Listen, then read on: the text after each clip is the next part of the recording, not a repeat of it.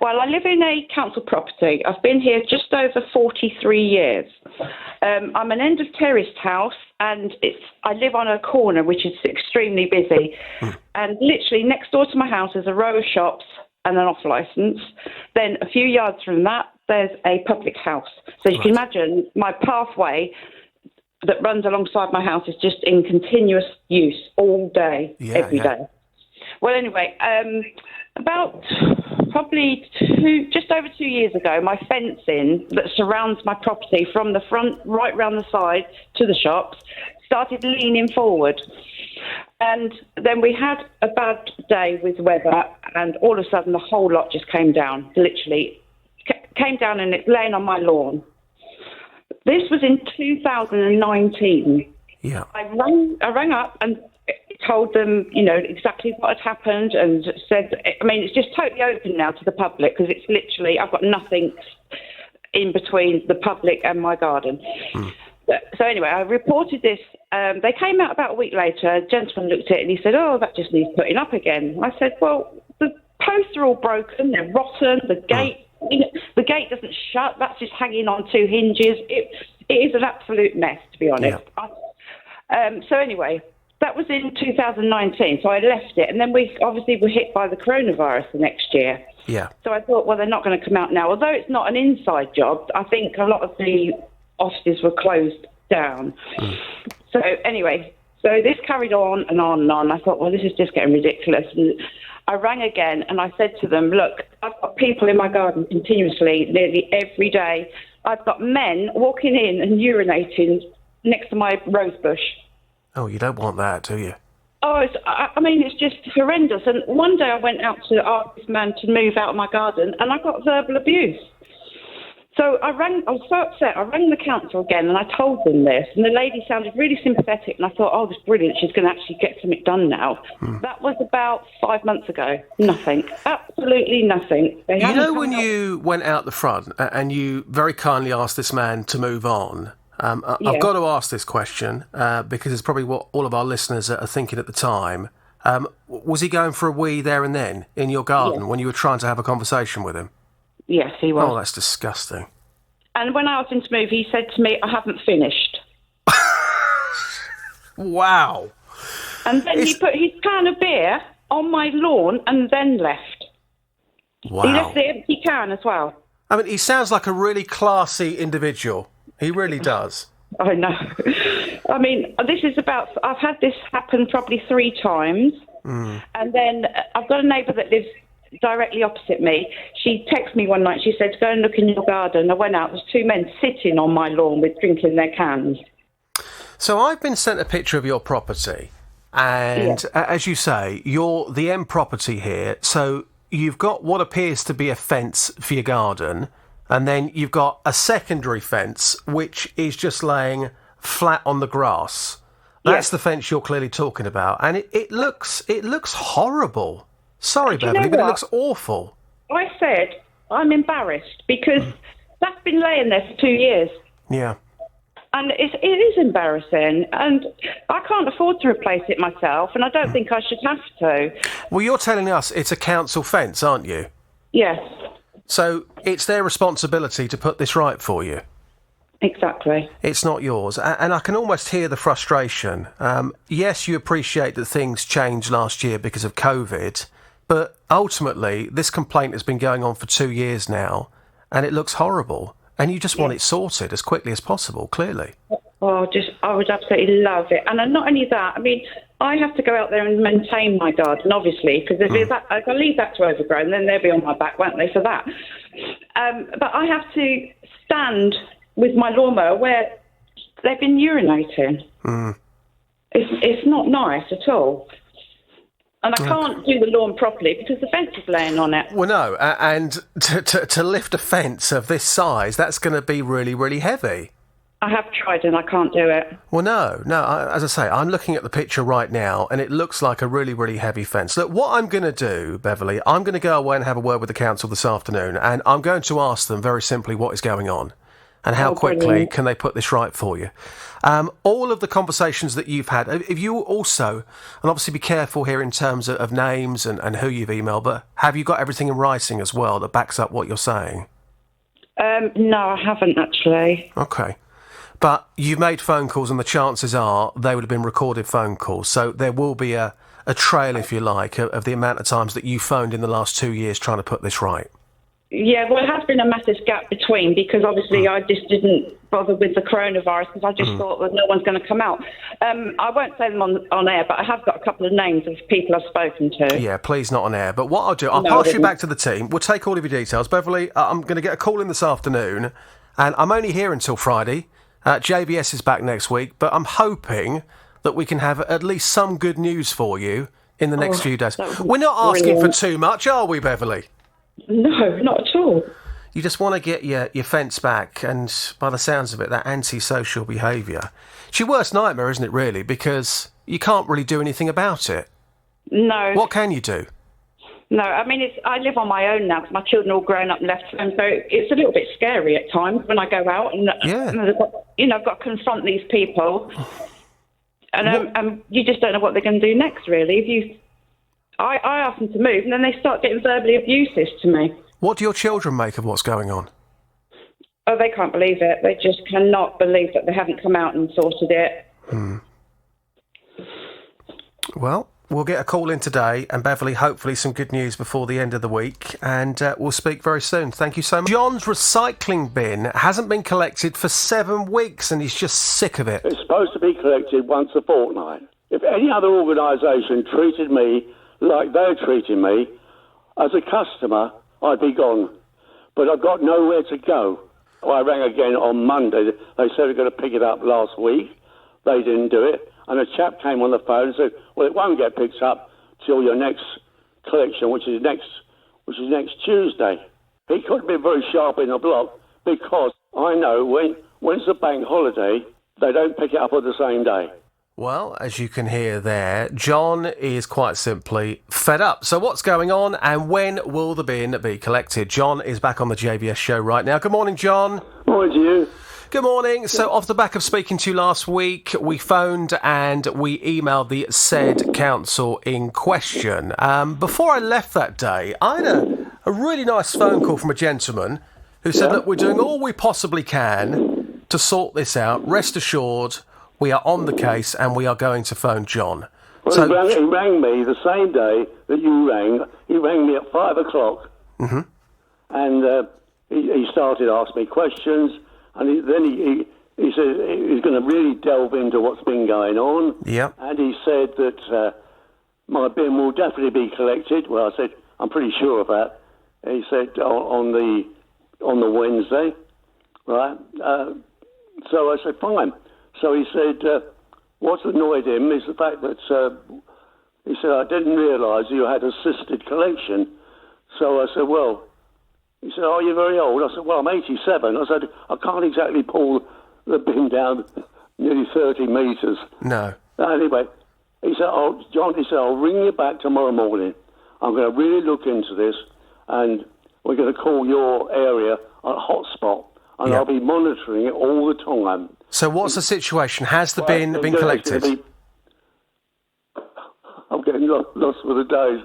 It will be picked up tomorrow, and even more so, he's given me his mobile number.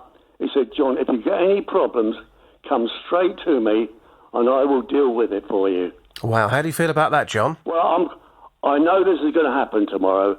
Yeah, it's as I say, I'm getting lost with the days. But it's finally going to happen. It's Tuesday today, I know.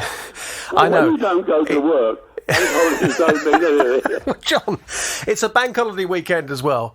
It's Tuesday morning, so the bin's being collected tomorrow. I think your main issue was you felt like you weren't being listened to. By the sounds of it, they've gone over, above and beyond to try and sort this out for you, John. Yes, you must be happy. The fact that I've got this telephone number, which is a mobile number, I'm pretty sure tomorrow, and he said he's going to look into it and call it a hotspot, and he's going to be looking at it, not just tomorrow, for some weeks to come. Well, he did phone me back as well, and just to confirm what you just said there, he said your postcode is now on a hotspot area, so hopefully something like this will never happen again. He's given you his personal mobile phone number if it does happen again. So what I'm going to do for the time being, John, I'm going to give the council this. That's half the horn. They will get the full horn, John, when they turn up at your property tomorrow and take away your recycling bin. Does that sound good? Yes, okay. Great stuff. I'm sure it will happen. I think it will as well, but sometimes when we've then gone away from the story, things don't tend to happen. Any ideas on what time tomorrow, John? Well, I don't know. Usually they pick up the garden one. The garden one that's been picked up. Normally about 2:30, something like that. 2:30. OK, well, if it's 2:30 tomorrow, that's great, and we'll talk to you again on the show on Thursday to confirm that's been done. Stephen, without mentioning any company names, tell us what's happening with you, and let's see if we can help you. Away you go, sir. Certainly. I bought a gas heater online December 2019. It lasted just under a year, and it started developing a fault with a thermocouple on it, which means the actual fire wouldn't stay alight. Right. Rung the company up, and they sent me a replacement just after Christmas. That'll be December, January 2021. Okay. Replacement. And that, unfortunately, after a couple of months, developed a fault. Replacement.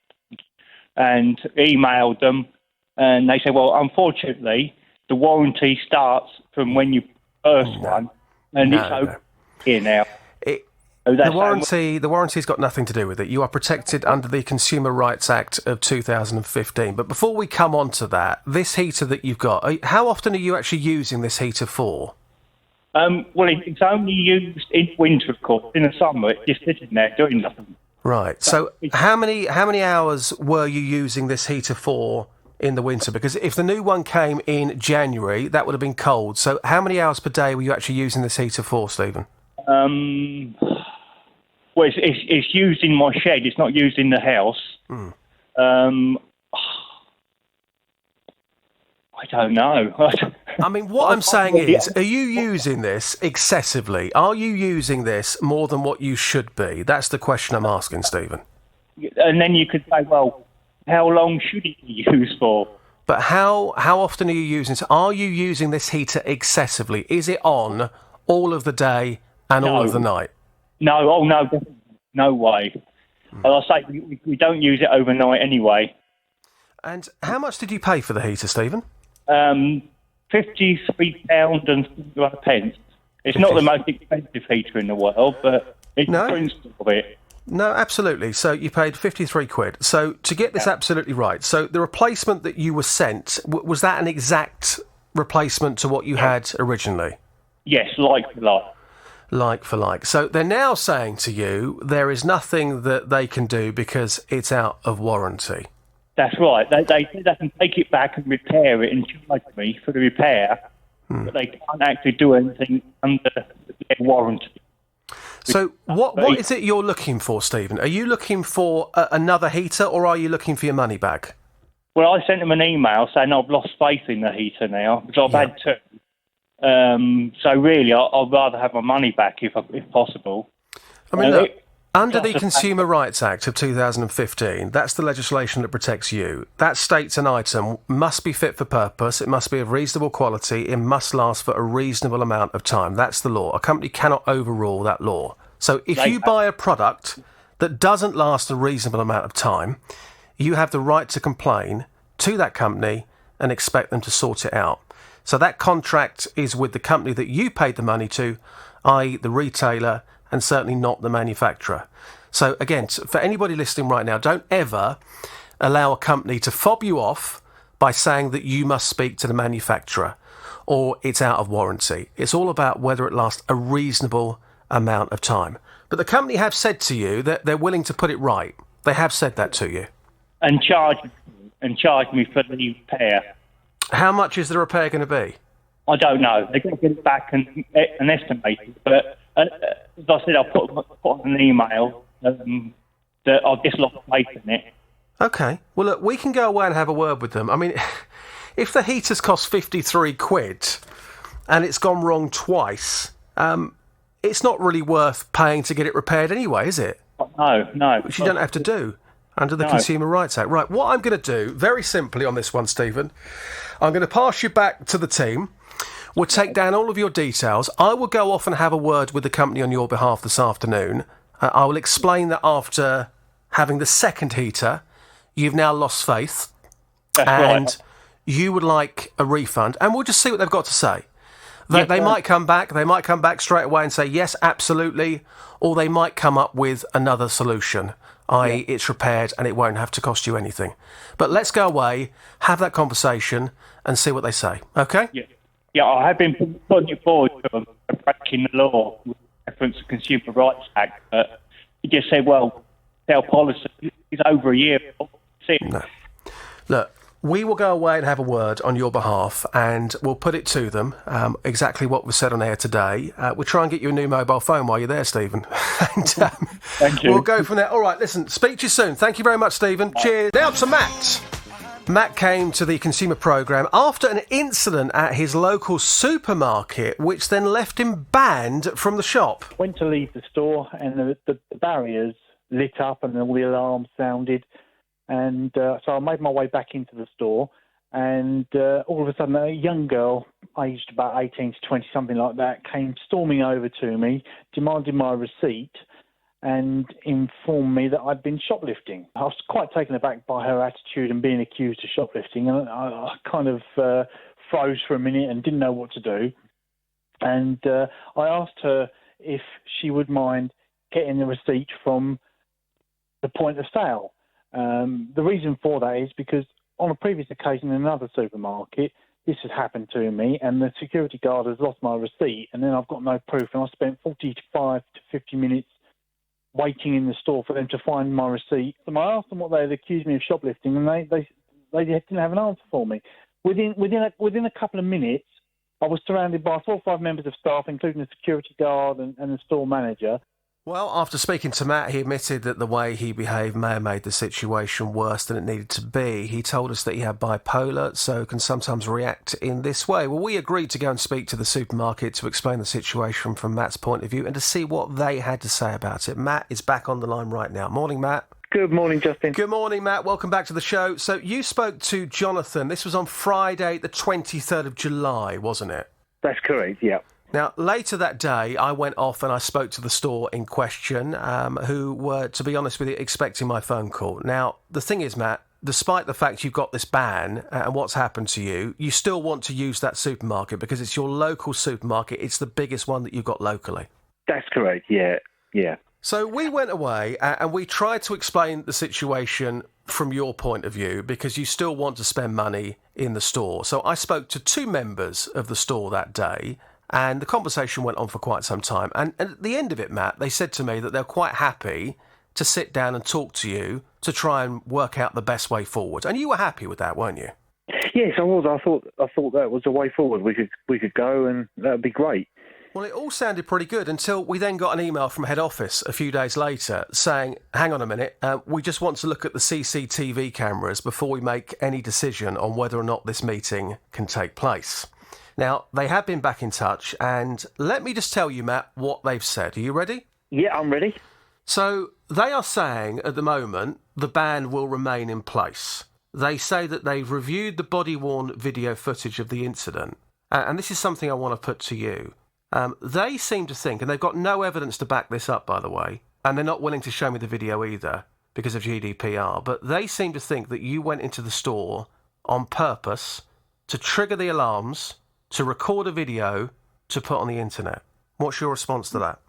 I'm quite shocked, actually. No, that's not the case at all. I was out taking photos of an area that's going to be going in a couple of years locally to me, and I just forgot to take the body-worn camera off. I had my camera in the car, my DSLR camera in the car, and I also had a battery in my back pocket for that camera as well, which the store staff saw. when the police searched me. So there's the evidence that I didn't have my DSLR camera on me in the store. That was in the car. I just had my body-worn camera on me, which I'd forgot to take off, which wasn't recording. If I wanted to set this up so that I had caught the store doing this, I would have recorded it right from the outset, not 5 minutes after the girl started to accost me at the exit, because I would have known that that's what would have happened and therefore been recording beforehand, not 5 minutes after. I mean, what they also say in this email is that something like this has happened before, not with you, but with other people at some of their stores across the country. But I need to stress this again. There is no evidence to back that up whatsoever. Right. Well, I can assure you that wasn't the case. I didn't do that. Fine. We can go back and we can tell them that. They also say that you did manage to make people in the store cry. Is that your recollection of events from that day? I was informed on the day, about an hour and a half into the detention by the store, that I had made the girl who stopped me cry, but she didn't seem to have cried during my presence. So I didn't see that until... So just a simple yes or no. When you were in the store I wasn't aware and of it, no. this incident was happening, you certainly didn't see any members of staff crying in front of you. Just a simple yes or no. No. No, okay.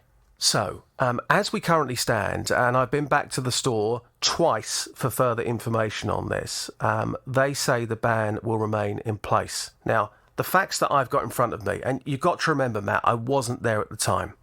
Okay, so the facts that I've got in front of me would suggest that you didn't steal anything. And again, let's talk about that. It was not proved that you stole anything, was it? No, I didn't have anything on me at all that I shouldn't have had. And one of the main reasons that you were so upset about them wanting to search what you had was because you had personal things in those bags, i.e. your medication, and you didn't want anybody going through your medication. That's correct, yeah. And I'm sure a lot of other people listening to this programme, if they were in your shoes, they would feel exactly the same. So look, what I'm now going to do, Matt, I'm going to go back to them and I'm going to ask them again. If they don't want to meet you face to face, I'm at least going to get them, hopefully, to have a conversation with you over the phone. Because for those that have missed our previous conversations, how many years have you been using that store for? 13 years. 13 years. And in those 13 years, there hasn't been anything like this that has ever happened before. This was a complete one-off. You've been a loyal customer for 13 years. This was the first time anything like this has happened. 13 years I've been going to the store. Yes, that's correct, yeah. So leave it with me, Matt, because at the moment I'm not particularly happy with this response, because if they came back to me and said he's made members of staff cry and we believe that he's triggered the alarms to record it, to put a video online, and they can back that up with evidence, that's fine. You wouldn't be here right now. But they haven't provided any of that evidence, which to me seems incredibly harsh, actually. I've got evidence of photos I took on the day that I was out, as I said I was doing. I've got no intentions at all of setting the store up whatsoever. I've been going there for 13 years. Why that particular day would I do that and not 10 years ago, 5 years ago, 3 years ago? And you've already said to us as well, if something like this happens again, nobody wants to waste 2 hours of their time. You would provide the receipt straight away. So you've said that on record in the public domain. You've already said that as well, haven't you? That's correct, I have, yes. OK, leave it with me, Matt. That's the update for the time being. But at the very least, I would hope that somebody in authority from this particular store would at least give you a phone call to try and work out whether or not you will be allowed to go back in that store. Because how long's the ban for? Is there a term on how long the ban's for? 3 years. 3 years. So let's go back and give them one last opportunity to try and sort this out properly. Because as a business, they've been taking your money for 13 years and you want to continue spending money at that store moving forward. Something's happened. It's not particularly nice, but can you have a conversation, put it behind you, and move forward? I'd like to think so. And I'd just love a conversation with them to put my point across to them. And as a business, isn't it? as a business, I would want to hear that personally. But that's just me. So let's see what happens, Matt. More work to be done, and we'll speak to you very soon. Okay. Yeah, thank you very much. Claire's son broke his leg playing football and couldn't use the school bus as a result. And on top of that, he wasn't able to use it during lockdown either. So his bus pass, it cost 726 quid. So Claire, she contacted the company to request a refund for the time that he couldn't use the service. On the 8th of July, I had an email informing that they would refund the amount for the COVID restriction period, and that would be back to the method that I originally paid for the bus pass within 10 working days. Nothing. How much are you due back for the 40 days because of COVID? £151.25. And when your son broke his leg, how much are you due for that? I think that's around £190. And I've had to pay out for his next year's bus pass already. Are you sitting down? £850. Whew, that is a lot of money. Well, Claire is back on the JVS show right now. Good morning, Claire. Morning, Justin. Good morning. So we went off and we had a word with the company in question, and we said, look, Claire is very, very frustrated. She's owed this money. She's getting absolutely nowhere. Can you sort it out? I spoke to somebody on the phone who was really keen to get this sorted as quickly as possible. What's the very latest for us, Claire?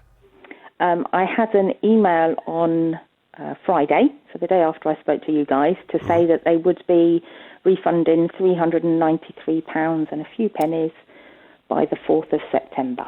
Wow. So it's taken you weeks and weeks, and then suddenly, 24 hours later, there's the email that says you are going to get the money. Yes. How do you feel, Claire?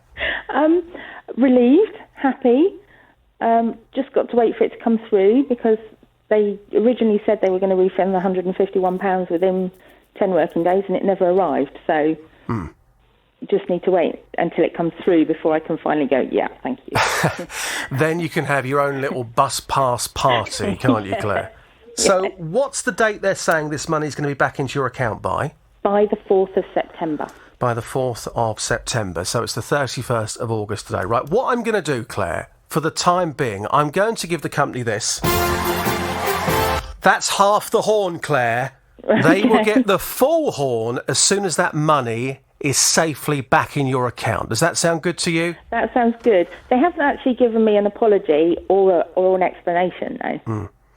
Well, apology, I'm sure that will come, but I wouldn't worry too much about that. You just want the money. Forget about the apology. You just want the cash back. That's all you want. Yeah. So exactly. More work to do. As soon as that money is there, we will officially close the case. So, Claire, if you hear anything, let me know. If I hear anything, I'll let you know. Brilliant. But hopefully we'll talk to you before the end of the week. Okie, thank you very much. Good morning. Good morning. Good morning, Patrick. So, no company names, please. Tell us what's happened to you and let's see if we can help you. Away you go, Patrick. We basically took our granddaughter out for a little stroll around a local nature reserve. Went into the car park, parked up, paid for our ticket, walked around the nature reserve, went back to the car, trying to leave the nature reserve. I was restricted from getting onto the road, and we left and thought no more of it.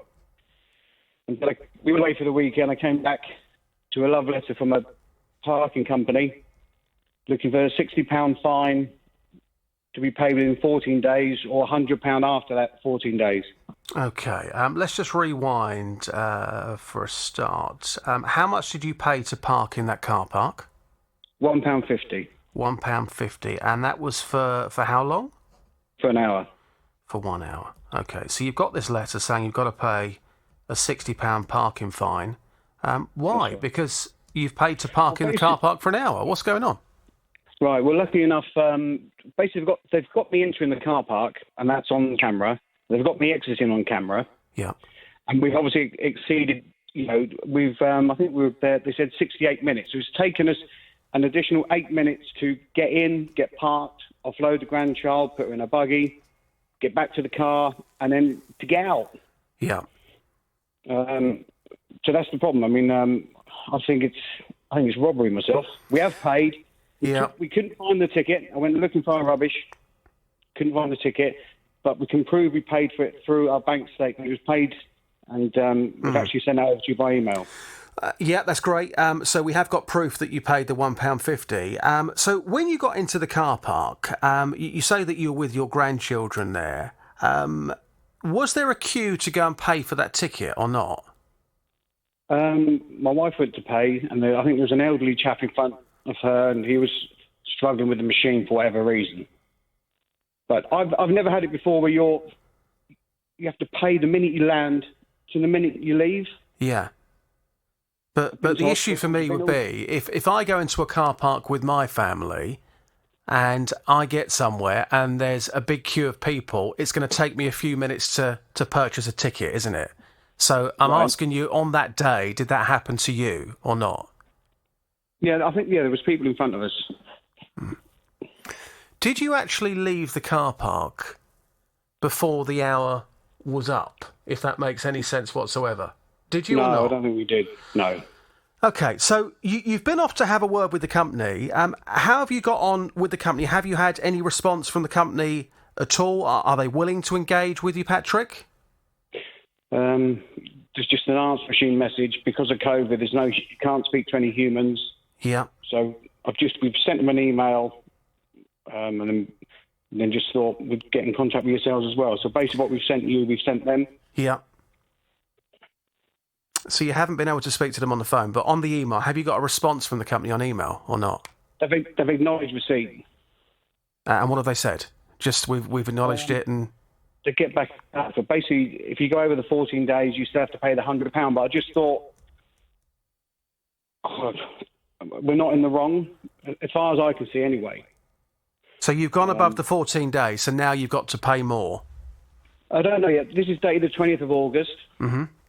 And we received it. We went away for the weekend, and we only got it last Tuesday or Wednesday. Mm. So as soon as I got the letter, I was straight on to them. When you went into that car park, and sorry to fire so many questions at you, Patrick, but obviously I'm just doing my job and I'm working out where we're going to go next with this. So when you went into that car park, was it made very clear anywhere in that car park that the time is clocked as soon as you enter the car park? And did it say you've got a grace period of 5 minutes to go and buy your ticket? Was there anything like that anywhere in that car park on the signs? Not that I'm aware of, no. Not that you're aware of? No, I mean, I've never gone, standard procedure. We go into a car park, you go get your ticket, go back to the car. Yeah. I'm getting a bit old now. That's what I've always done. And has anything like this ever happened to you before? No. And this location that you went to, again, be careful with locations and company names, that kind of thing. But have you been to this location before and paid for a ticket before and everything has been okay? Yeah, a long time ago. So you have been there and you paid using the same process and it didn't happen before? Not in the last few years, no, would be the answer to that one. Okay. And can I just go back just lastly to how many people were with you? So you say that your wife was there and you were there with your grandchild. Was it one grandchild or was it two grandchildren, three grandchildren? How many children were with you on the day? She's an 11-month-old bundle of joy. It's just the one. Yeah, my little boy Theo is 11 months old. So I know how much time it takes to get a child out of a car. So you're saying that's what the delay was. You parked up, you got your grandchild out of the car, and at the same time, your wife went to pay. So we think that's what the extra 8 minutes is for, which is why, by the sounds of it, you think that you've been ripped off. You're not happy at all, are you, Patrick? No, not at all. I mean, I think it's an unfair tax. I'd rather spend the grandchild the money. But basically, what I'm trying to say is, on the way out, if they've got cameras there, it can prove I was held up in even exiting. It wasn't, I don't know, it wasn't 10 minutes, but I was held up from getting out as well. So how were you held up getting out? His car was coming in, and he was basically holding me back to let his friend come in as well. So I waited for two cars to come in, and then I left, had a little bit of a moan, and then carried on my day. And how long roughly do you think that took?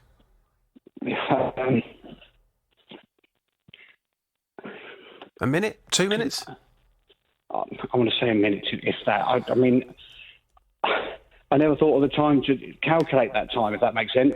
No, I get it. And with everything that I do, Patrick, I'm trying to put myself in your shoes. So if I've gone into that car park and I've gone in there with a young child, it's going to take time to get out of the car.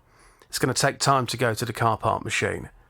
You, as a consumer, have gone into that car park in good faith, I believe.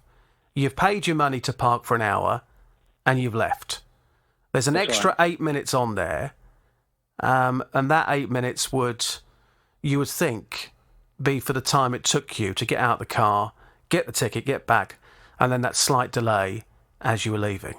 Do you mind if I put it out to our listeners on what they think about this, Patrick? Do you mind if I do that?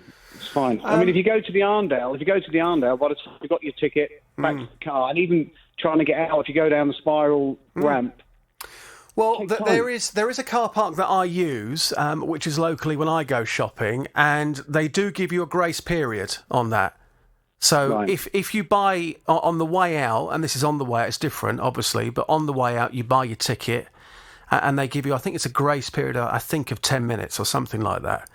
So it would allow you to get to your car, put your stuff in the car, and obviously leave the car park within those 10 minutes. So there is a car park that I use that has a grace period. This one is done slightly differently. It's done via cameras. They clock you in, they clock you out, and sometimes when it's a camera system, it takes out the human element of, well, there's an extra few minutes because this has happened. So look, Patrick, what I'm going to do, I will ask our listeners if something similar has happened to them and what they think about this, and then we'll take it from there. Is that okay with you?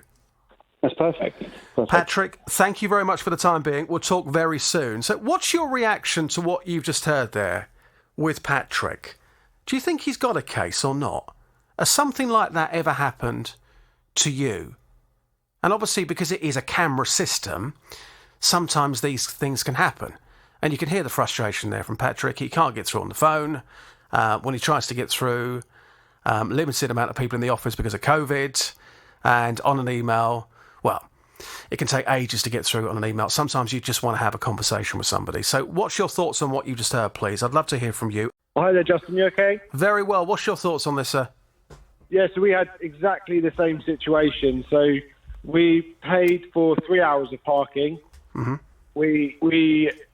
They clocked us when we turned up and when we left.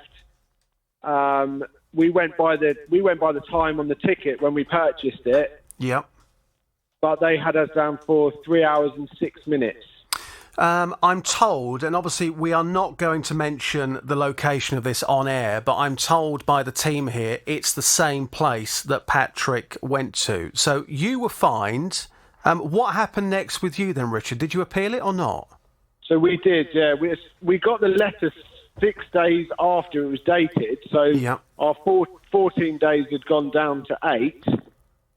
And we appealed it immediately as soon as we got the letter through. And then probably within 48 hours, they said that's fine. You don't need to worry about it. Well, that's really good that it was rescinded. But when you get a letter like that, all it does, Richard, is add stress to your life, and you're thinking, do I really want to go back to that location again? Well, this is it. Myself and my wife just started panicking. We didn't know what was going on. And when you get a letter like that says pay £60 now or it's going to go up to X amount in the next 14 days, the panic in you sometimes thinks, just pay it, get it out the way. And that's not right. That's not right. They've got a system in place like this which is adding anxiety to people's lives when people like you, Richard, you've gone into that car park and you've paid good money in good faith. You've done nothing wrong. Yeah. And there's no sign saying it's from when you enter and when you leave. OK, well, Richard, that is really, really good to know. Thank you so much for the call, and we'll speak soon. All the best. Michelle had some lovely French doors and windows fitted around 5 years ago. Last winter, she noticed the seal around one of the doors didn't look right, so she got in touch with the company, and it's all sadly gone downhill from there. He opened the door, and he took the rubber seal off completely, and he said, I'll take this away. The door will have to come off for a new seal to be refitted. He said somebody will give you a call to make arrangements for that. So they arranged for somebody to come on the 5th of August. Nobody showed up. So they made new arrangements for the 13th of August. They said, oh, we'll have to make new arrangements. So again, waited in all day, no show. I rang at 4:30 to say, I guess nobody's coming now. And they said, oh, no. And they looked. The person I spoke to said, on here we've got that somebody should have come out on the 5th of August. And I said, yeah, and they didn't. I said, and it was rearranged for today. And he said, well, there's no record. Well, Michelle feels like that she's been given the run around here and she's had enough. I know that Hannah was looking into this case on behalf of Michelle. Good morning, Hannah. What's the very latest with this? Morning. So we got straight onto the phone with this company after Michelle was on, and we managed to get some good news for her quite quickly. She definitely felt like she had been given the runaround, and it was a case of struggling to get someone round to look at the door again and fix the door again. She was thinking she's going to have multiple appointments to get this sorted, and we said, no, we don't think that's right.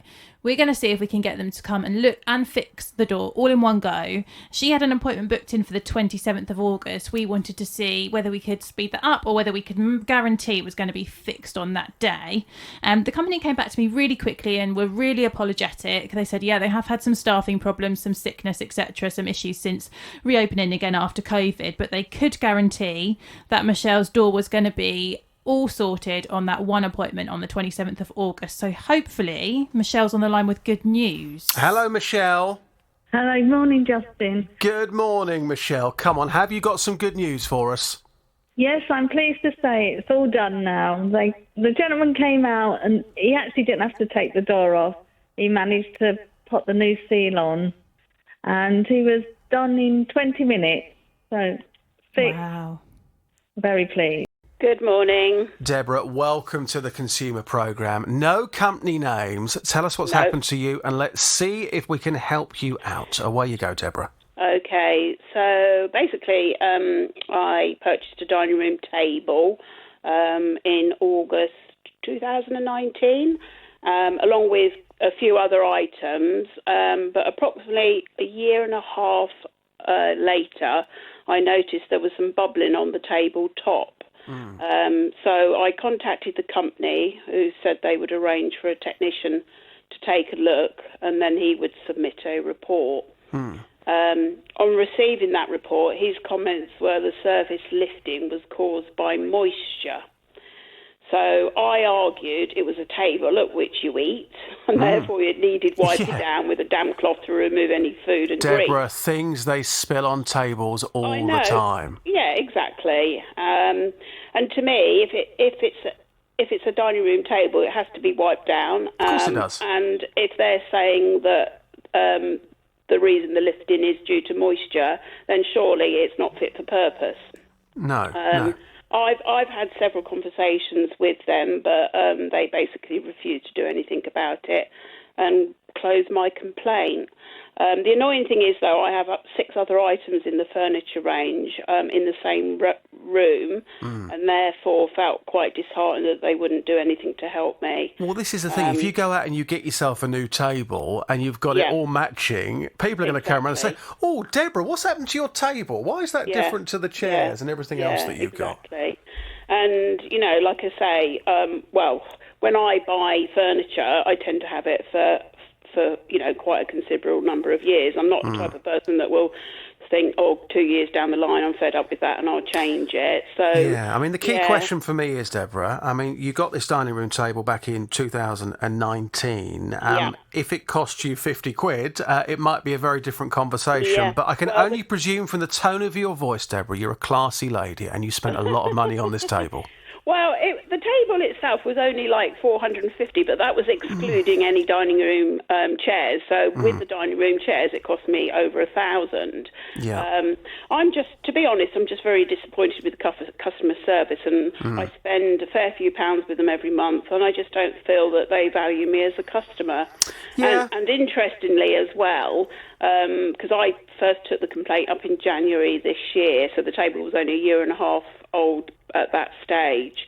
I've noticed in the description on the website now, they've actually put that the wood grain effect texture is new for January 2021, which I find quite interesting. So have they had other customers complain?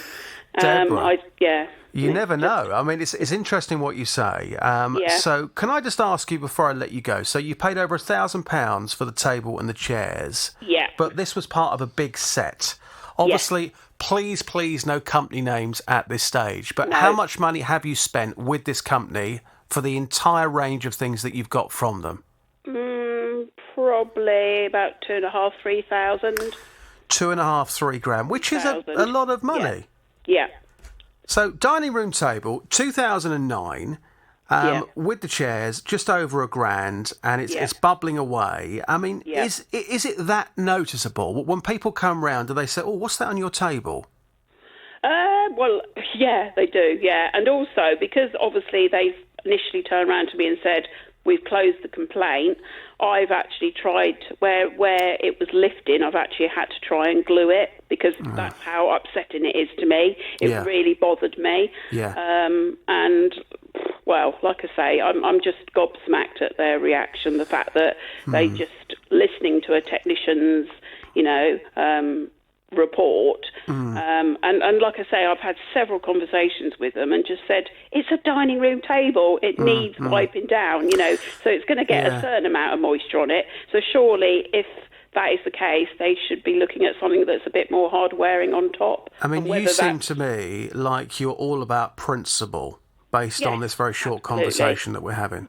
Yeah, absolutely. Like I say, I'm just flabbergasted. I mean, I know we're not allowed to name companies, but I worked in retail for 25 years, and I know that the company that I work for would have listened and taken on board and, done something about it, especially with it only being a 1.5 years old, Yeah, I mean, it's not like it was like 3 or 4 years old, and as I say, I'm just very disappointed. And the bubbling itself, you say it's noticeable. You've even started to get the glue out, which has upset you. It's upset you that much, hence you're doing that. But is this right the way across the table, or is it just in a certain area? No, it's in a couple of areas. So I've got a bit of bubbling on one side, and then where I've glued it is actually on the other side. So it is in a couple of places on the table. But I mean, when the technician came out and actually looked at it and said to me, it's like a paper top. I went, paper? It's like a wood veneer grain, veneer. But as I say, surely it should be more substantial than that if it's a dining room table. You would think so, and it's only very recently you bought this. Look, what I'm going to do, Deborah, after the programme today, I will give the company a call on your behalf, and for the time being, let's just see what they've got to say. Yeah. We'll explain to them how unhappy you feel, how you spent a lot of money with said company down the years. Are they willing to do anything about this? And we'll just see what they've got to say, and we'll take it from there, okay? That'd be great. Thank Deborah, you very much. Good to talk to you, like hopefully. I've tried my hardest and just can't resolve the situation. And sometimes you need somebody else to do your dirty work for you, Deborah, and I'm willing to be that man on your behalf, okay? Yeah, thank you very much. Speak to you soon. Now to Beverly. Beverly has lived in her council property home for 43 years. It's near a pub and some local shops, so she often has people passing by. She's on a corner, and for 2 years the fence panels at the side of her property had fallen down, and she wanted that fence repaired. The posts are all broken, they're rotten, the gate doesn't shut, that's just hanging on 2 hinges. It is an absolute mess. That was in 2019, so I left it, and then we obviously were hit by the coronavirus the next year. So this carried on and on and on. I thought, well, this is just getting ridiculous. And I rang again and I said to them, look, I've got people in my garden continuously, nearly every day. I've got men walking in and urinating next to my rose bush. It's horrendous. And one day I went out to ask this man to move out of my garden, and I got verbal abuse. He said to me, I haven't finished. I was so upset. I rang the council again and I told them this, and the lady sounded really sympathetic, and I thought, oh, this is brilliant. She's going to actually get something done now. That was about 5 months ago. Absolutely nothing. So this is obviously very unpleasant for Beverly. What has her local authority got to say about the delay, and when will this fence finally be repaired? Beverly is back on the JVS show right now. Good morning, Beverly.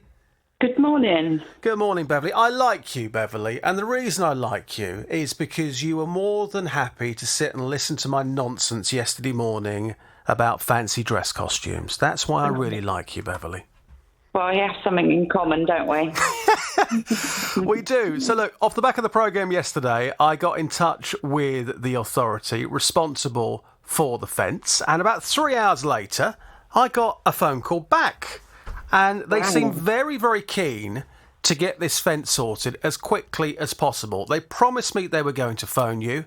Have they phoned you? If so, what's the latest? Yes, I had a call this morning at 9:15, and I have been told that they will be coming either Monday or Tuesday of next week. Wow. How do you feel about that, Beverly? Oh, sigh of relief. It's taken 2 years to get this far, and suddenly a phone call goes in from the BBC. You get a phone call back in less than 24 hours, and it'll be fixed within the week. I just can't believe it. I think I'm still in a state of shock. So, look, what I'm going to do for the time being, if it's okay with you, Beverly, I am going to give the organisation this. That is half the horn, okay? They will get the full horn when they finally come out and they finally fix this fence of yours, which has looked grotty and disgusting for the last 2 years. Yes, okay, that's fine. Do you think you might have a fence party? Oh, I think I will, actually, yes. Dig out the old barbecue, couldn't you? Yes, I could. I can't wait to get out there with the lawnmower and actually do the lawn properly. Because for those that missed the conversation yesterday, you live on the corner, don't you? So you've got your own fence for your garden, and then you've got this fence that kind of goes round the corner. And because the fence is down looking disgusting, you can't lift it. It's too heavy. So you can only mow half of your grass at your property, which, again, doesn't look great. No, and I haven't even got a gate that I can close, so I've got absolutely no privacy whatsoever. Well, hopefully that is all going to be fixed within the next few days. So half the horn for the time being. We will stay on top of this, and as soon as that fence is up and it's fixed, we will give the company the full horn and we can all move on. Beverly, thank you very much. We'll speak to you very soon. Okay. So Barry has a number of bonds. He's had them for a number of years, but in May he cashed some of them in. They credited the money, okay, that was not a problem. However, I just happened to notice on their communication to me, they advised me of all the outstanding or the current bonds left. And I just happened to notice that one of them was missing. It may have been missing for much longer. I've never even checked it before. For many years. But when I looked at it, this premium bond from 1956, which was a 21st birthday present for me, for £1, is not listed anymore. So where is it? He's concerned that the company don't seem to be able to track it down. So where exactly has it gone? Well, Hannah has been looking into this for us. Hannah, what's the very latest with this case? I have. So the company is NS&I, obviously, with premium bonds, and they have sent me a statement with regards to Barry's bond. They say that we've looked into Mr. Barnes' cherished £1 premium bond and can see that the bond was repaid on the 13th of February 2003. They say that Mr. Barnes made an investment in the previous month, which had taken him over the maximum investment limit. So that meant they had to pay back his £1 bond. They say the process at this time would have been to write to the customer and explain that he's gone over the limit and therefore that we would need to cash in some of his bonds. If they don't get a response from the customer, then they just basically cash in the oldest bonds, and this bond was very old. So they say that so long has gone since 2003 that they no longer hold the paperwork for Barry's case, so they can't ascertain whether he replied to their correspondence. But what they can confirm is they did send him a letter back in 2003 to explain that he'd gone over the limit, and at that point cashed in his oldest bonds in order to make sure he was then under the limit again. So that included this £1 birthday bond that he received for his 21st my brain birthday. hurts off the back of that. It's very, very confusing. Yeah. Well, Barry is with us right now. Hi, Barry. Hi, Justin. How are you? Very well, sir. I'm really sad to hear what's happened with this. So, did you receive any sort of notification, a letter back in 2003 about this or not? It's a long time ago. Can you remember? A long time ago. My memory's not that good. No, same as. I collect a lot of paperwork, and I still do, but that one eludes me, I'm afraid. So you got no recollection of receiving that letter at all? No. and obviously I still got the bond. Yeah. So it's not a case that it's lost anywhere or anything like that, because that was the concern, wasn't it, Barry, that you thought it had gone missing. And if yours could go missing, who else's might have gone missing? But that doesn't seem to be the case. It seems to be that it's protocol that if you go over your limit of how many bonds you can have, then the eldest bonds are cashed in, unless there's a specific one that you let them know you want to keep. So I guess they didn't realise the sentimental value in this one, and they don't seem to have any recollection of any paperwork you've sent them in order to make sure they keep it. So they say that's what's happened. How do you feel about that, just lastly, Barry? Well, I didn't realise I was so rich, to be honest, going over the bond limit. But the thing I've done now, after all the communication, is I've actually been in touch with my bank, and I'm waiting to hear from them. They're going back. They charged me for it, obviously, but they're going back another 20 years. I could go back to 2014 myself online. But they're now going back another 20 years, so I'm still waiting to hear from them. And I've asked them to check on payments from that company, anything ending with a 1, because obviously if it was £1, it would be on the end of anything they paid me back. So a bit more work from your point of view to do on that one. Yeah. Will you let us know how you get on? Is that all right, Barry? Indeed, Justin, I absolutely will. So we'll leave it there for the time being. Anything else that you need our help with, Barry, you know where we are, OK? Thank you very, very much for your help, and I will talk to you later on. Thank you. Thank you very much. That's Barry. And thank you for looking into that, because it is a very, very complicated case, It is complicated, that one. and so many people do have premium bond investments, so they may not know necessarily that they need to let them know if there's specific bonds they want to keep. So that is the process if you do have any you want to look after. Excellent work. Thank you, Hannah. It's Pete. Good morning. Good morning, Justin. Pete, welcome to the programme, my friend. So, no company names. Tell us your story. Tell us what's happened to you, and hopefully we can assist. Right. My wife's birthday was coming up on the 24th of August, and I thought it'd be nice to go away for a couple of days at the weekend before. So I went onto a hotel agency booking site and tried to book a bed and breakfast. Found one we liked, looked very nice.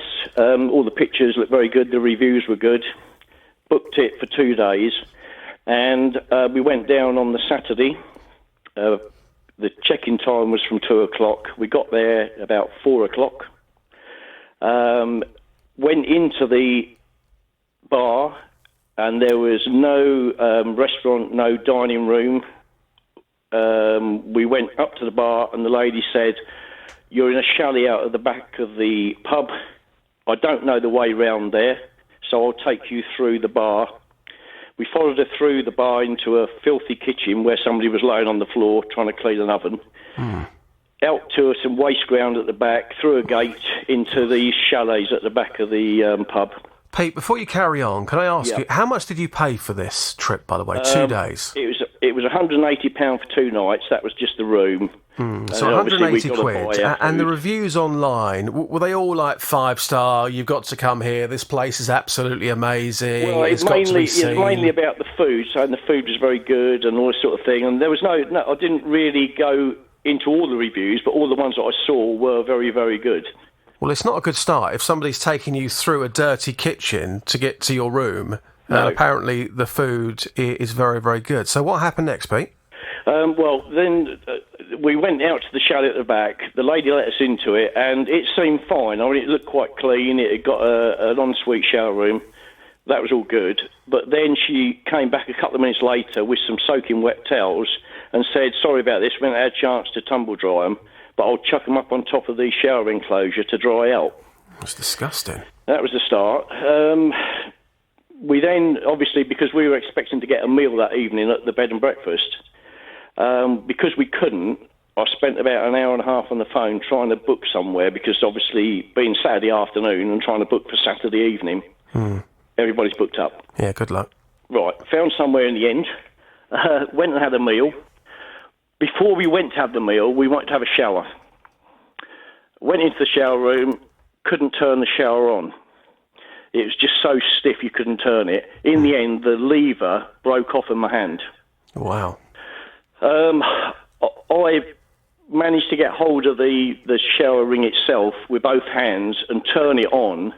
But when I did, I found the water coming out was boiling. It's absolutely scalding. So you couldn't have a shower at all? We couldn't have a shower.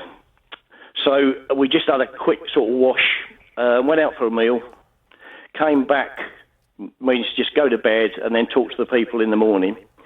When we pulled the covers back of the bed, it was obviously very cheap bed linen, bobbly and what have you. Looked clean enough, but my wife's pillows, the bottom one actually smelled of vomit. Oh, Pete. Yeah, exactly. So we threw the pillows out and we ended up really laying on the bed rather than sleeping in it. Oh, that's horrific. Yeah.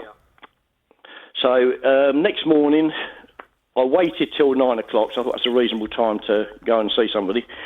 Walked round to the pub at the front, knocked on all the doors. They're all locked up. Nobody answers. There's obviously nobody on site. Mm. So we've had no shower. We've had no breakfast. So I said, right, we'll jump in the car, go and get some breakfast. But before we did that, we actually packed our bag and put the keys to the place through the letterbox of the pub. Right. Went to Aldborough, up the road, got some breakfast, and after that I emailed the property, told them about the problems, said we wouldn't be coming back because we'd expected a restaurant, we'd expected food, the shower, all the rest of it. And what was the response? The response was that, sorry to hear about the shower, I'll try and get that sorted today. The restaurant, it's not much use to you, but the restaurant will be up and running in 10 days' time. You're there for 2 nights. Yeah, I know. Yeah, that was it, really. So I said, well, I'd like a refund. I'm going to take it up with the booking place or the agency, the hotel agency we'd arranged it with. So that was it, really. I emailed them as well. And the upshot of it was that I got an email back offering me a 40% discount. Well, as we booked for 2 nights, and we'd only actually been there 1, and that was horrendous, that didn't really fit the bill, you know. So I turned that down, said I wouldn't accept it. It was unacceptable, and that, you know, I wanted to get a better deal than that, you know, really. Okay, before we carry on, no more locations that could potentially identify where this is, because the location you've actually mentioned is not where the actual B&B is situated. So it would be unfair to try and talk about where it could be based on the information that you've already mentioned on air so far. Sorry about that. So that's all right. So as we currently stand, you've been offered 40% off for what's happened. Yeah, which I have turned down. So what's an ideal solution for you then, Pete? Well, I mean, even if you said we'd had a perfect one night, you'd expect at least 50% back for the night we didn't have. But because it was so horrendous, I would have thought, you know, at least sort of 75% back. I mean, we couldn't really sleep in the bed. We couldn't have a shower. We couldn't get a meal there. We had to go somewhere else to get a meal. And on the actual site that we looked at, it offered all the facilities. It offered water sports on site, restaurant, all these different things which weren't actually there at all. And they'd used the previous owner's details and their reviews when they'd in fact only been there 10 days and they hadn't actually had any customers give them reviews like that. Well, that's something we can look into. I just want to ask you a couple of further questions here. So before you booked this, was it clear anywhere in any of the information that you received that you wouldn't be able to get any food at this B&B? No, it just wasn't advertised at a working restaurant with great reviews. And as I say, that was one of the reasons I booked it, because one of the important things, we go away quite a lot, and one of the most important things is food and drink. Absolutely, you know? Pete, yeah, definitely. Bed and food and drink, and that's what a bed and breakfast is, surely. Okay, so you booked this in good faith, thinking that the food was going to be really, really good because it was really important to you. When you got there was no food. You talk about the shower. Please tell me you've got some pictures of what happened. No, unfortunately, I'm not that sort of person. You know, I should have, on hindsight, I should have done. But, I mean, there was no question of it being broken and all the rest of it, because the lady that emailed me back, admitted that it had broken. And right, so you've got that in writing. Since that it's been replaced, but, you know. So the email that you've got, and sorry to kind of dig deep into the detail here, but the email that you've got confirms in writing to you that the shower was broken. That definitely confirms that. Yeah, she also says that she had a plumber there that day at 12:45, and he actually replaced the shower. Yeah. So, you know, I mean, but, you know, it wasn't a matter of just the shower. That was the problem. If it had been, you could have said, well, we'll go back later. And, you know, but it was just the whole experience with the restaurant and with the bed and, you know, everything really. And one person we haven't spoken about, I've certainly not asked you about yet, is your wife. This was meant to be a birthday treat, 2 days away, lovely little trip. How does she feel about things, Pete? Well, she's very disappointed, really. You know, I mean, we're not the sort of people to complain. We go away quite a bit. I've been to lots of bed and breakfasts, had a great time, never had a reason to complain before. And it's just very disappointing, you know. And is your wife being quite reasonable about this, or is she saying, Pete, come on, you took me here, it was absolutely dreadful? No, she's not like that, Justin. She's not like that at all, you know. She's not like my wife, then. Because I'll be in the doghouse for something like this, Pete, I can assure you. No, she's very forgiving, sir. And look, last question. In terms of trying to put something right, you've always got to give somebody an opportunity to put something right. Now, if you were there for a week, it might be slightly different. So you did email them. You emailed them the next day. I emailed them, the next morning after I tried to contact somebody at the place itself. Yeah. I then emailed them about an hour later from where we were having breakfast. You know, so, I mean, that's all I could do, really, to get in touch with anybody. Yeah, and on that email, as you say, they said, well, it's not much help to you, but food's going to be available in 10 days. Yeah. So you can't really give somebody an opportunity to put that right if food's not available for 10 days. But look, why didn't you go straight away? If you knew that this place was dirty, it was filthy... It wasn't, we didn't know it was dirty. I mean, the beds... But you've walked through the pub. You've walked through the pub. You've gone through the kitchen. You say it was filthy. You've then got into the room. The shower's broken off. Why didn't you go there and then to say, look, this is awful. What are you going to do about this? Well, I think possibly because it's sort of 5 o'clock, 4 or 5 o'clock on a Saturday afternoon. Yeah. Where did we go?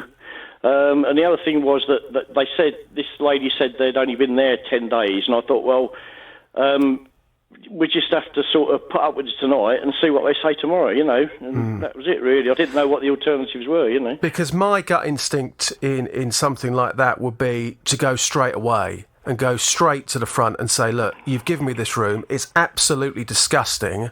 What are you going to do about it? I don't want to be sleeping in there tonight. Do something now. That would be my gut instinct myself. See, the room, when we first walked in, looked fine. I mean, it was nicely decorated. There was no problem with that. It wasn't until we actually got in the bed we realised how bad that was, you know. And I mean, the shower we didn't know about until later on that evening before we were going out, you know. Yeah. So we couldn't really do much about it, you know. And I say, the person that we saw in the pub was obviously not the owner. It was just somebody who was cleaning in there, you know. So... Well, look, what I'm going to do, I'm going to pass you back to the team. It sounds like you've had a couple of days to certainly forget. What I'm going to do, Pete, I will go away and have a word with this company. Yeah. And we will ask them to come back with some sort of response. So for you, you've said you got 40% back. You think a fair price to get back would be 75%. That's what you've said. Yeah, and you said the other thing is I've been sort of passed backwards and forwards. They told me to go back to the hotel agency. The hotel agency told me they couldn't deal with it. Go back to them. So, I mean, you know... Yeah, it's very, very frustrating. Leave it with us, Pete. I will get a phone call in this afternoon. We'll take it from there, and hopefully we'll speak to you very soon again on The Consumer Show. OK. John and his recycling bin that hadn't been collected for 7 weeks. And John, well, to be frank with you, he was getting sick of it. It's supposed to be collected once a fortnight. If any other organisation treated me like they're treating me, as a customer, I'd be gone. But I've got nowhere to go. I rang again on Monday. They said they're going to pick it up last week. They didn't do it. And a chap came on the phone and said, well, it won't get picked up till your next collection, which is next Tuesday. He could have been very sharp in the block because I know when it's a bank holiday, they don't pick it up on the same day. Well, John was saying this was a complete and utter nightmare. He was not happy. He was fed up. And John is back on the JVS show right now. Good morning, John. Good morning to you. Good morning, John. So we went away and we had a word. And what they said to us was they were going to put you on a hotspot list. So something like this would never happen again. In actual fact, you were even given a mobile phone number of somebody in authority, and you were told if something like this happens again, that you could give them a phone call personally and they would come out. Now, what they also said to us was that the bin was being collected on Wednesday. It's now Thursday. Very simply, John, was that bin collected yesterday? It was very late, about 5 o'clock in the evening, after I rang this gentleman. Things started to move, so I'm quite happy. I'm just hoping. They've even taken my garden bin this morning, and that's been brought back, so I'm very happy with what you've done. You're a happy bunny, John. Yeah, I'm very happy with what you've done. And the great news is about this, that obviously you were very, very frustrated. This bin had been there for 7 weeks. The great thing moving forward is, forget about going through any sort of switchboard. You've now got a private number of somebody who's in charge. So if it does happen again, things will get moving very, very quickly, which is a great backup. Absolutely. And David is on the line. David, good morning. Good morning to you. David, good morning. Welcome to the show. So you know the drill. No company names, please. Yes, tell us indeed. the story. What's happened to you? And let's see if we can help you out. Away you go, David. Right, thank you. Yeah, I've just completed a renovation and extension to my property, and I went to a local but national company to buy curtains, holdbacks, poles, etc. And I bought 6 pairs of each, and they were bought in duck egg blue, which is the colour, obviously, that I wanted. Lovely.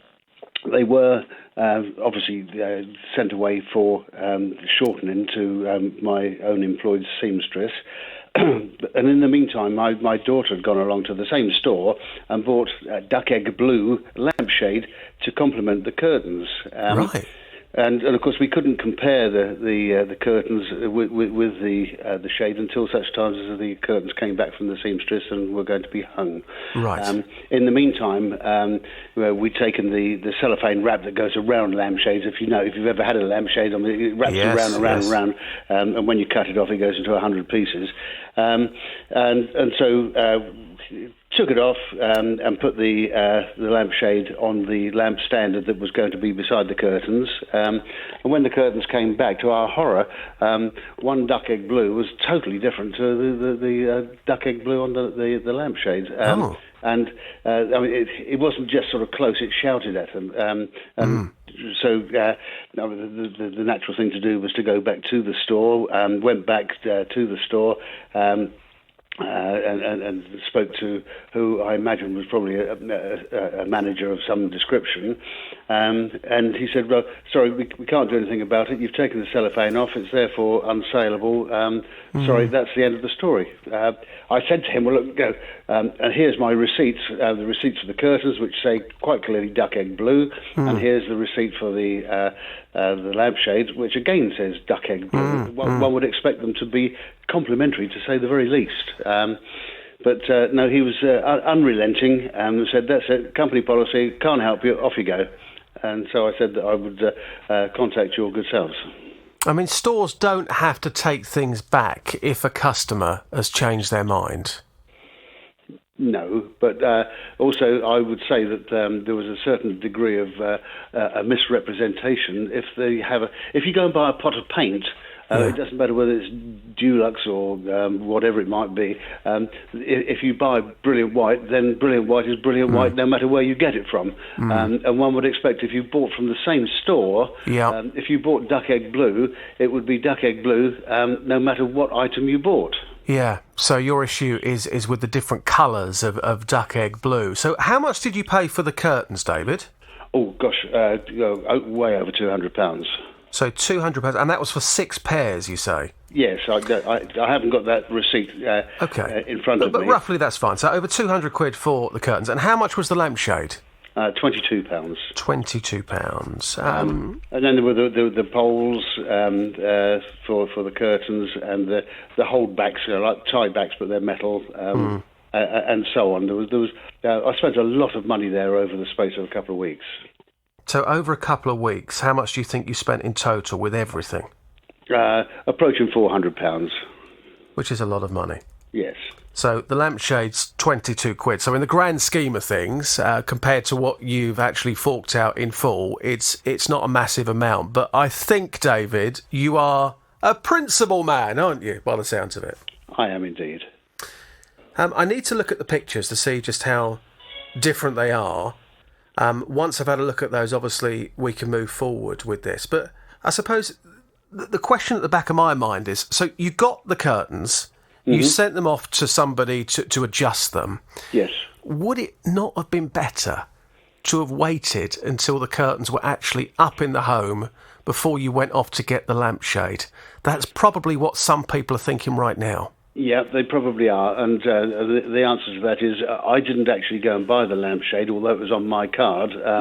My daughter went to the store and bought the lampshade. She didn't have a card at the time. And of course, she naturally came back and she put it on the standard lamp, the floor lamp, ready for when the curtains came back. And it wasn't until the curtains came back that we saw the two together. When it comes to renovations, I must admit, David, I'm very gung-ho. I go out there and everything is done I cannot wait for nobody. So in your situation, I probably would have done exactly the same thing. If I'm buying it from the same store, this is how I would see it. If somebody has got duck egg blue curtains, you'd expect the lampshade, which is duck egg blue, to match the curtains. I don't think that's too much to ask, is it? No, I don't think so. So in an ideal solution, you want your money back, don't you? Well, in an ideal solution, the money back, but I've used the store over many, many years, and it has a very good and high quality range of goods. So I'm perfectly happy to go there, and if I had a credit note, then it may not be for 6 months that I would need to use them, but certainly I know that it would eventually be used. But obviously the ideal situation is a refund. Refund ideally, but if not, you're certainly happy to get a credit note and spend that £22 again with the said store. Yes, absolutely. OK, well, hang on the line. What I can guarantee you is, David, that I will go away and have a word with this company. At the moment, I haven't seen the pictures. As soon as I see the pictures, that will give me a clearer idea of how I would feel. And a lot of this comes down to gut feeling on this show. So if I see those pictures and I think, well, if I bought those curtains, how would I feel about buying that lampshade? They are meant to be the same colour. As soon as I've seen those pictures, I'll then have a clear idea in my mind of how I'm going to focus that conversation with the company. I'm told by the team who have seen them that they are completely different. I mean, just how different is that shade for you, David? It's very... One is a light blue, almost, can I say chewy blue, the airline, the colour of the aircraft. They'll appreciate that, David. Yes, other aircraft are different colours, of course. But no, my late wife worked for that airline for 38 years, right. And so I do know that colour, and it certainly isn't duck egg blue. Duck egg blue has almost a sort of a dull greenish tinge to it, but well, you'll see that. I'm told by the team the lampshade makes the curtains look green. Yeah, exactly. Well, that's completely different, isn't it? Mm-hmm. There's a huge difference in colour there between those two.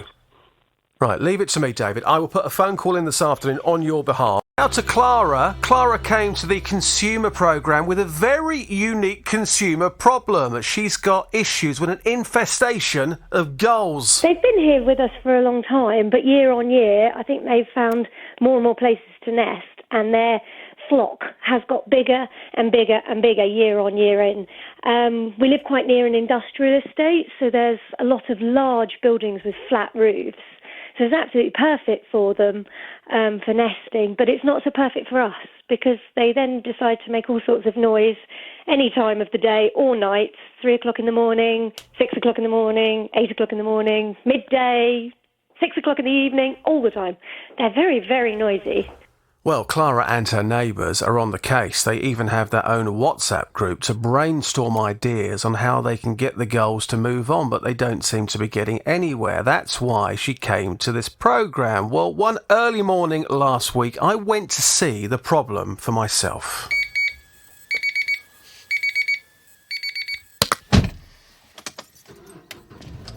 So it's 4:25 a.m. I'm going to head off and listen to these seagulls. Not in Brighton or Southend, but in Hertfordshire. There we go. I can see them on the roof of the building. The thugs have now appeared. Just behind the properties, you've got garages, and then you've got this huge warehouse-style building, which has got a flat roof, which is where the seagulls are. You can hear them in the background right now. And these properties here, they're a matter of what? 30 yards away. So in the summer, when it's hot and you've got your windows open, you've got all this going on as early as 5 o'clock in the morning. I'm also told that they go through the night as well. That's going to wake you up. Well, the day that I went, there were plenty of gulls, but at that time of the morning, they were pretty quiet, to be fair. Some had already started their migration. Clara had previously sent through a recording of a noisier morning. Just have a listen to this.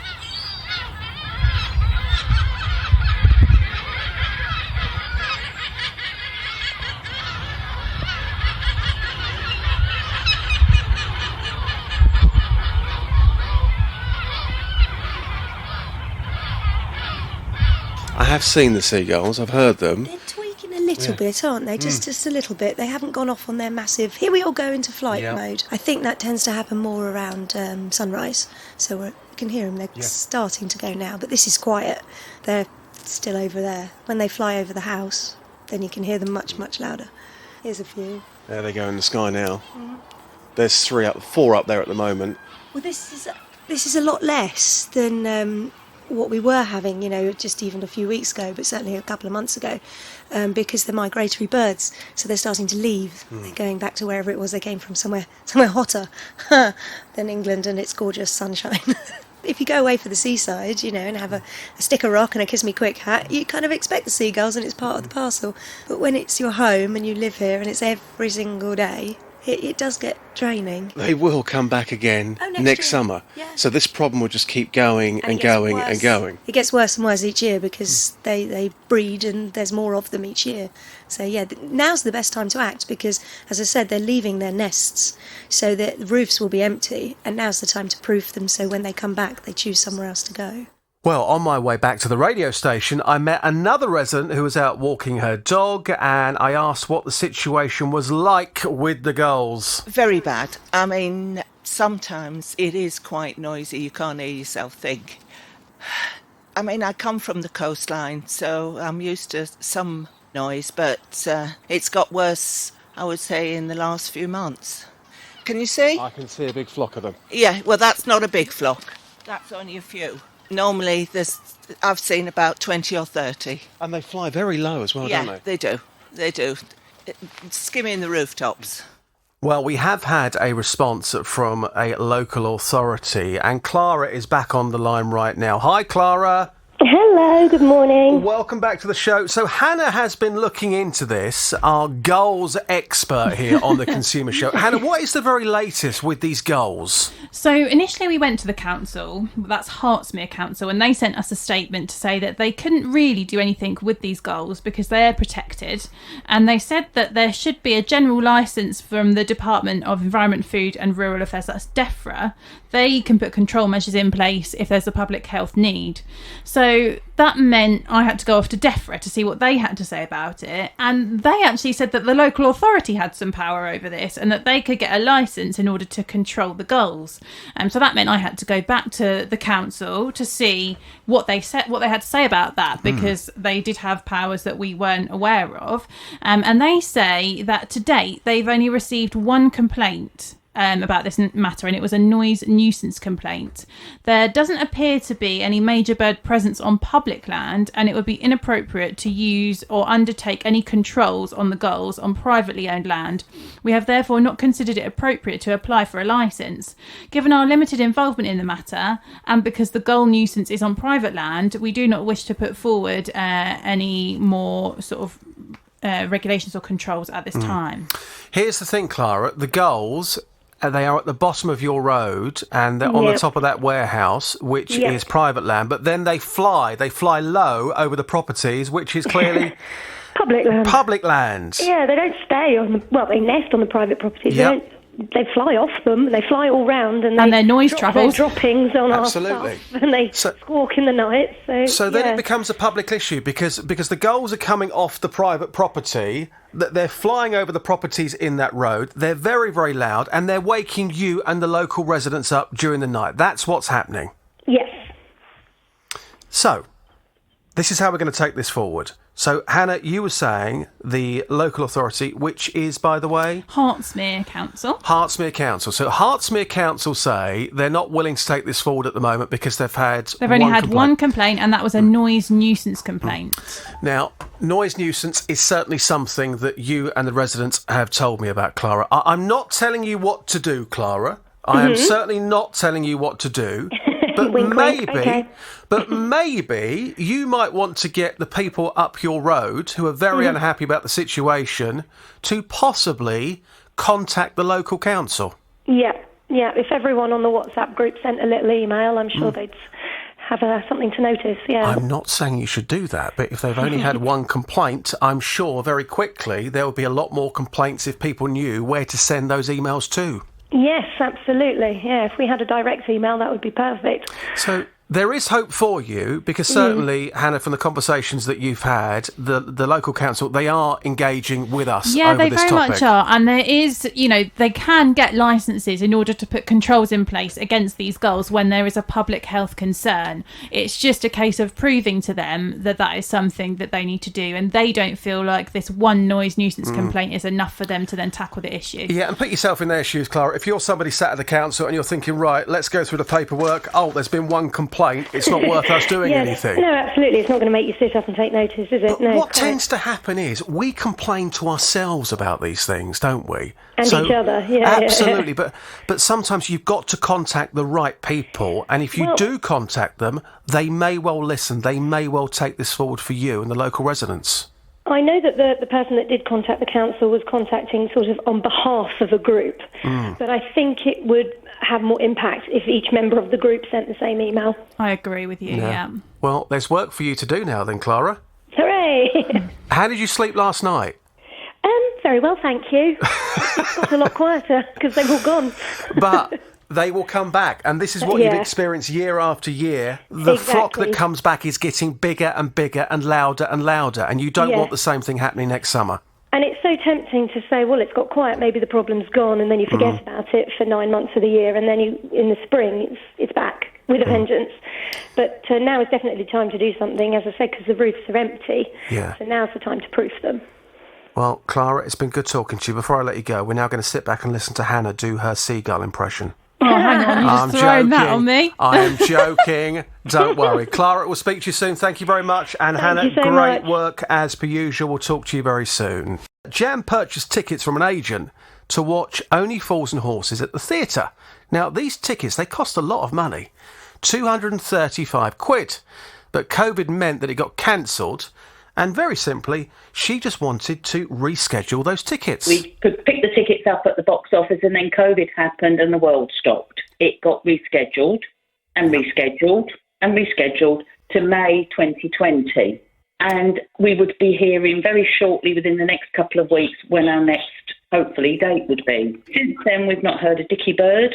I've been going round in ever decreasing circles and I don't know what else to do. Which is why Jan came to the programme. So she's tried emailing, phoning, the ticket company's chat facility, and absolutely nothing is working. Jan is back on the JVS show right now. Good morning, Jan. Hello. Welcome back. So, to be clear, you don't want a refund or anything like that. You just want to go and see the show that you paid your money to go and watch in the West End because you're a big Only Fools and Horses fan. Well, your partner is. You put this all on your partner at the time, didn't you, Jan? Yes. It's all him. He's the big Only Fools fan. So, look, we got in touch with the company last Friday because you came on the show last Friday and we received an email straight back and they said to us at the time, oh, if Jan wants a refund, don't worry, we can organise that straight away. I said, no, it's not actually a refund. All Jan wants to do is reschedule these tickets because the show has been cancelled because of COVID. She wants to rebook in. So I gave them all of your details and they said they were going to talk to you. I believe they have done. What's the very latest, Jan? They emailed me on the 31st and asked me to.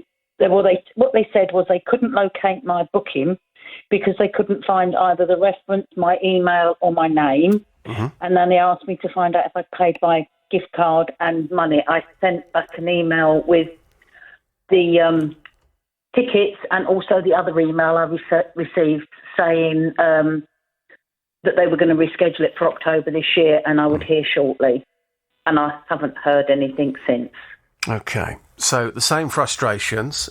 They are trying to look into it. But as we sit here this morning, we're no further forward. Yes, contact has been made, but your show hasn't been rescheduled. Well, I can't see how difficult it is if I've sent them all those information, how they can't find me.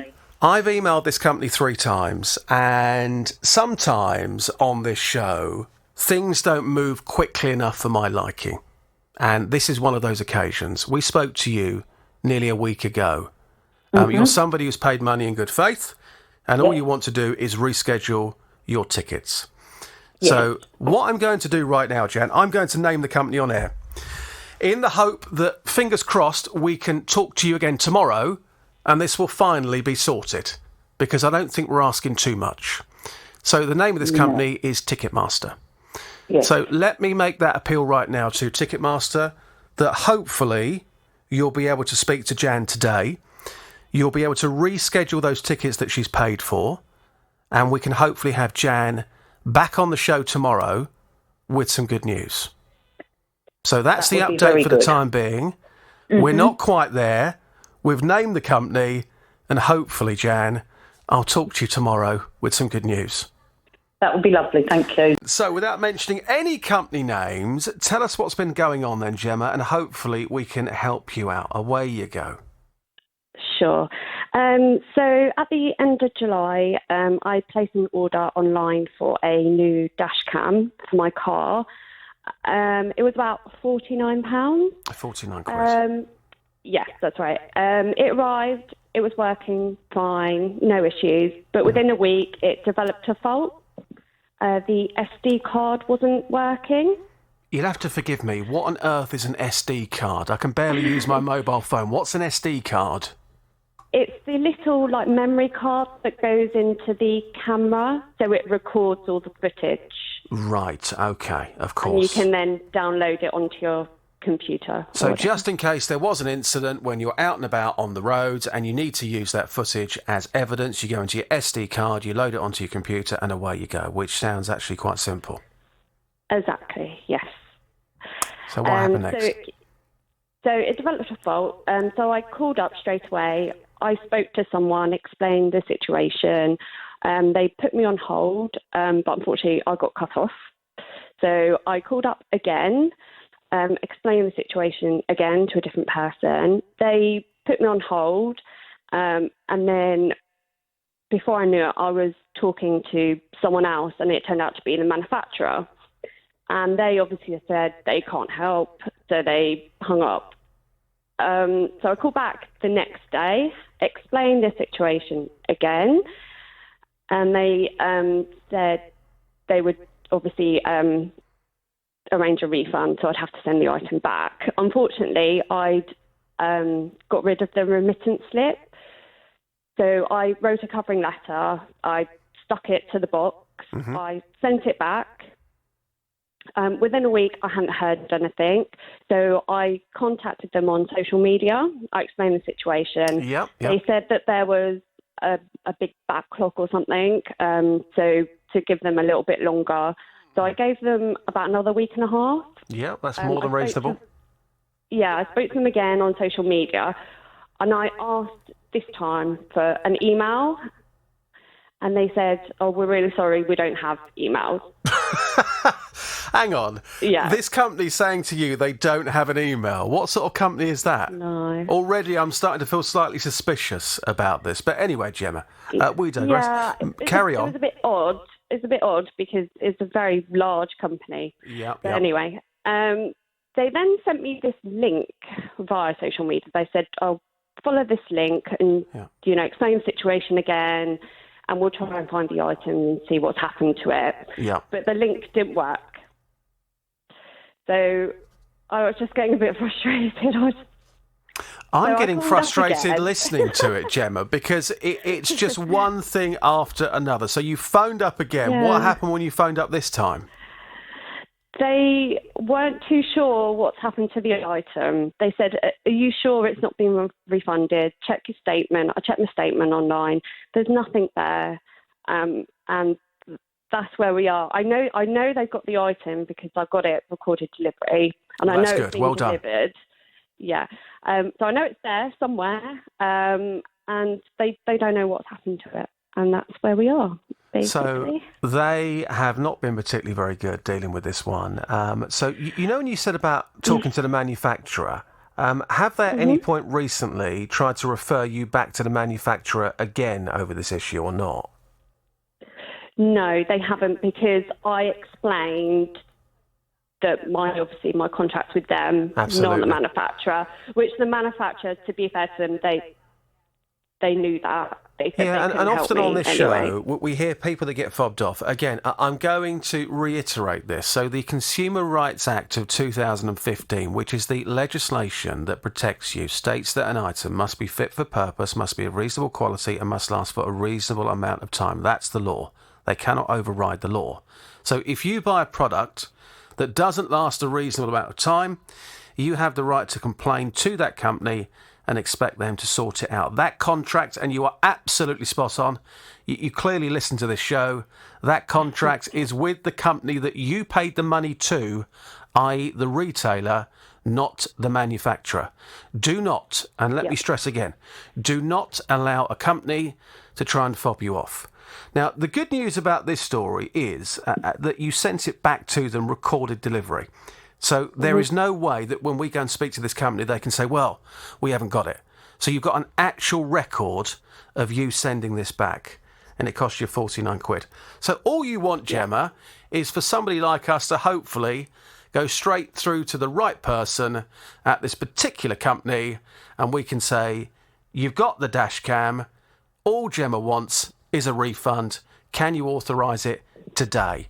That is all they need to do. And we're not asking for much, are we? No, I mean, I'd be happy if they sent out a replacement even, because I do need a new one. I do a lot of driving for my job. I mean, here's the thing, I haven't got one at the moment. Are you happy with that replacement? If you paid 49 quid, which for a dash cam is it's not a lot of money, but if you paid for this one and it's not worked, have you still got faith in this product that if you get a replacement, it'll work? I've had one previously, a similar brand, same sort of price, and that worked for years. Oh, right, okay. So you've got similar experience. Yeah. I will get on the phone to this company and say to them, Gemma has had a bit of a nightmare. The way that you've dealt with it, I mean, by saying we haven't got an email, sorry, I just find that quite amusing. I'm just kind of been going around in circles. Yeah, you've been going around in circles. You've claimed to our consumer, Gemma, you don't even have an email address. She has clearly sent you this product back. She's not even asking for a refund. A refund if you've got it, but if not, she's more than happy to have a replacement. What on earth is going on? Can you sort it ASAP? Patrick took his granddaughter to a nature reserve recently. He paid for the parking. It was £1.50 an hour. He had a lovely time, even though it was a bit of a palaver getting in and out of the car park. Trying to leave the nature reserve, I was restricted from getting onto the road, and we left. We were away for the weekend. I came back to a love letter from a parking company looking for a £60 fine to be paid within 14 days or £100 after that 14 days. They've got me entering the car park, and that's on camera. They've got me exiting on camera, and we've obviously exceeded, we were there, they said 68 minutes. So it's taken us an additional 8 minutes to get in, get parked, offload the grandchild, put her in a buggy, get back to the car, and then to get out. So that's the problem. I mean, I think it's robbery myself. Yeah, he wasn't happy. So was the company being unfair? And what did they have to say to me about this particular case? Patrick is back on the JVS show right now. Good morning, Patrick. Good morning. Good morning. There was a lot of interest in this story because you'd paid £1.50 to park for an hour, and it was that additional 8 minutes. And as somebody who's got a young child myself, you with your grandchild, to get into that car park, to get the grandchild out, to get the ticket, put it in the car, and then when you're leaving, obviously these things take a lot of time, don't they? They do. It's not a 5-minute job anymore. Especially getting used to a grandchild again. It's having your children again, and you forget how hard it all is. Yeah, and when you walk out the door, when you're going somewhere like a park or a nature reserve, you find that half your car is loaded with stuff for the kids, don't you? That's right. You need a small lorry. Yeah, sometimes you do. So look, we went away and had a word with the company. Now, the interesting thing about this story, I don't know whether you were listening off the back of your phone call the other day, but we actually had somebody, and we're not going to say where this is, but we actually had somebody who phoned the show and they guessed the location. And I think they were 6 minutes over. They wrote to the company and that appeal was successful.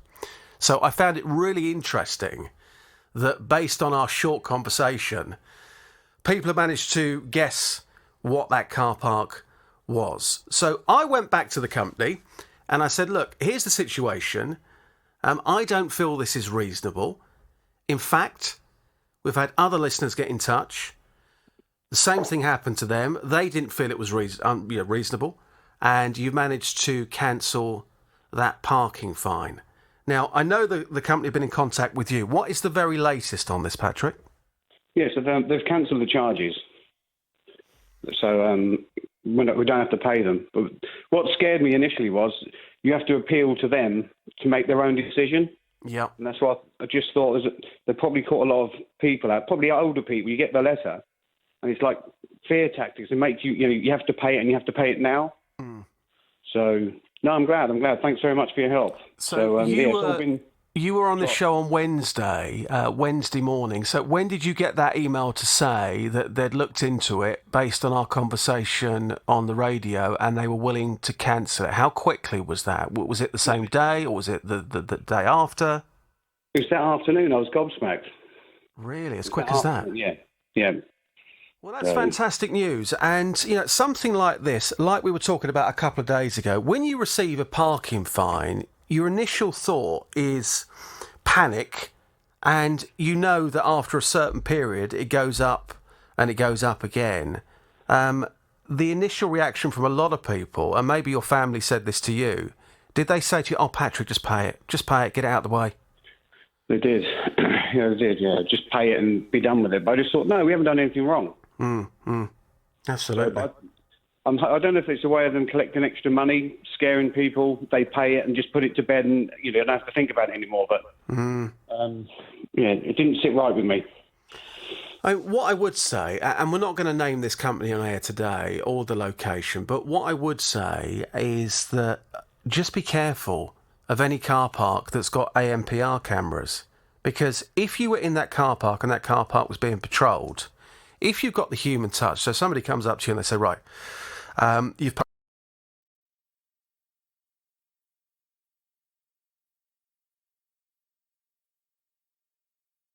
sorry, I'm just getting my grandchild back in the car and I'll be off. You know you're not going to get a fine. But when you go into some of these car parks that have got ANPR cameras, I mean, let's just say you'd paid for an hour and then on the way out, for whatever reason, you've timed it perfectly, you can't get out of that car park because somebody's blocked the way, or there's a queue to get out of that car park, and you go above the hour, it's not the human touch. It's based on a camera. And if you go above the hour, you could be fined for that. So my advice would be just have that at the back of your mind. So if you're going somewhere like this nature reserve, and you know you've paid for an hour, maybe allow 10 minutes. That 10 minutes. Maybe pay for 2 just to cover yourself. Or maybe pay for, absolutely, maybe pay for 2, but I don't think you need to do that. Just have at the back of your mind, you need to give yourself a little bit of leeway. So that leeway could be 5 or 10 minutes, which would allow you to get into the car park, particularly if you've got children, unload the car, get the kids out, go to the machine, come back, put the ticket in the car, and it would also allow you that time at the end as well to get the child back into the car and to get out of the car park as well. So just a word of warning, based on this story, if you're going to any of these car parks which do have ANPR, just bear that in mind. Any other issues, Patrick? You know where we are, don't you? Great, so thanks so much for your help. Now to Claire. Claire's son broke his leg playing football and couldn't use the bus as a result. On top of that, he wasn't able to use it during lockdown either. So this school bus pass cost £726. So Claire contacted the company to request a refund for the time that he couldn't use the service. On the 8th of July, I had an email informing that they would refund the amount for the COVID restriction period, and that would be back to the method that I originally paid for the bus pass within 10 working days. Nothing. How much are you due back for the 40 days because of COVID? £151.25. And when your son broke his leg, how much are you due for that? I think that's around £190. And I've had to pay out for his next year's bus pass already. Are you sitting down? £850.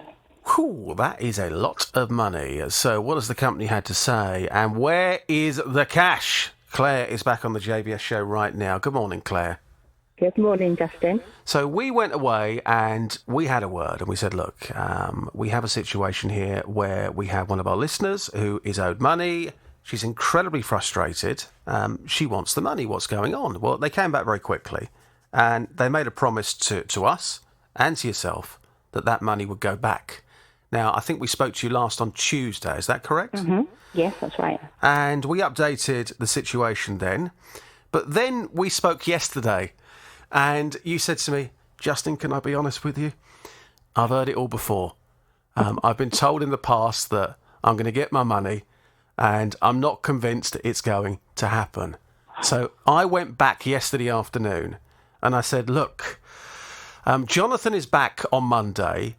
I'm trying to clear a number of these cases as quickly as I can before Jonathan gets back next week. Is there any way that you can chase this up and ensure that the money is back in Claire's bank account by close of play tonight? So that happened yesterday. Claire, you're back on the show. What's the very latest? It hit my account at about 11 o'clock last night. Woo! 11 o'clock. So you were sat there, weren't you? Just going through your phone. Oh, it's there! It's there! It's there! No, I had a little message ping to say that it had gone through. Fantastic. And for those that have missed our previous conversations, how much money is this, Claire? £393. £393, which you will now put towards your son's new school bus pass, won't you? That's right, yeah. Because you need it, because the new school bus pass, that's also going to cost a lot of money. Yeah. Would it be right in saying the kids are back today? I heard somewhere that the schools are back today. Is that right or not? Some of the secondary schools, year 7s are back today, and I think year 11s or 12s or something. But he goes back Monday. Can I ask a really obvious question? Why would the schools go back on a Friday? It just seems weird to me. Year 7s are the new ones going in, so they give them a bit of time without the whole school in. Ah, right. You see, I knew there would be a method to the madness somewhere, Claire. And you clearly have a brain, I don't, and you've explained that perfectly. Any other problems, you know where we are, don't you? I will, yes. Thank you so much for all your help. It's been brilliant. Now to Peter. Peter decided to book 2 nights in a B&B to celebrate his wife's birthday. He paid £180, but when they got there, it quickly became clear that things weren't what they were expecting. They had to walk through the kitchen, which was filthy, and not everything in the room worked as it should be. In fact, it was all a bit of a nightmare. So the next day, he decided to contact the company. I got an email back offering me a 40% discount. Well, as we booked for 2 nights, and we'd only actually been there 1, and that was horrendous. Even if you said we'd had a perfect 1 night, you'd expect at least 50% back for the night we didn't have. But because it was so horrendous, I would have thought, at least sort of 75% back. I mean, we couldn't really sleep in the bed. My wife's pillows, the bottom one actually smelled of vomit. couldn't have a shower. We couldn't get a meal there. We had to go somewhere else to get a meal. And on the actual site that we looked at, it offered all the facilities, water sports on site, restaurant, all these different things which weren't actually there at all. And they'd used the previous owner's details and their reviews when they'd in fact only been there 10 days.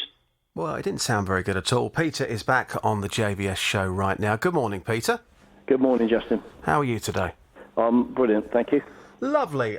So this was a slightly tricky one because although you went to this B&B, you didn't book it direct. You booked it through a travel company, didn't you? And I think the initial conversations that you were having was actually with the B&B, even though you booked it via the travel company. So it was slightly confusing. But what I have got, I've been in touch with the booking company, and we have a statement here. Are you ready for this? Yep. So it says, our primary aim at Booking.com is to enable smooth and enjoyable travel experiences for our customers.